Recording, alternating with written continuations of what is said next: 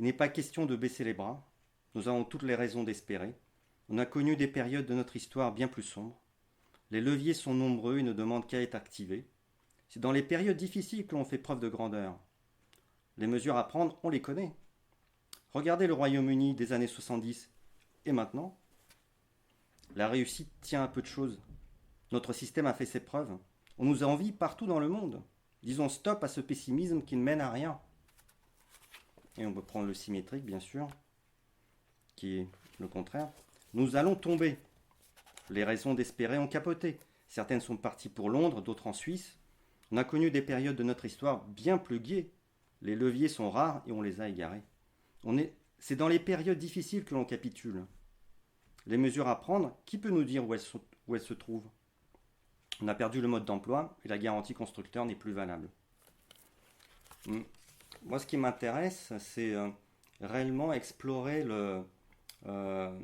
ce réel que l'on voit. On dit souvent, une sorte de phrase cliché, la réalité dépasse la fiction.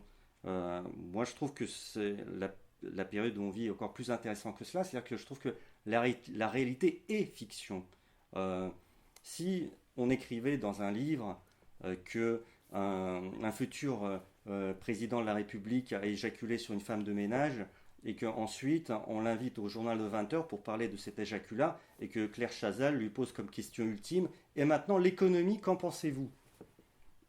Si un écrivain avait décrit cette scène dans un livre, avant bien sûr cette affaire, les critiques littéraires lui auraient rionné. C'est absolument ridicule de concevoir, enfin c'est inimaginable. Et pourtant c'est quelque chose que l'on trouve, alors ça c'est dans un grand fait divers, mais il y a aussi dans le petit fait divers. Quand on élit la super mamie de France, et que en fait on s'aperçoit que c'est une élection annuelle, comme Miss France, mais super mamie de France, là aussi c'est quand même extrêmement bizarre. Et je trouve en fait que, alors d'un côté c'est un matériau littéraire pour moi, moi aussi comme le président de la République j'ai ma boîte à outils, moi mes outils c'est le grotesque, l'humour noir, la fiction, et en effet quand je trouve comme ça dans l'actualité des bribes de fiction, c'est absolument inouï, c'est du matériau exceptionnel pour façonner voilà, ce que j'avais envie de faire.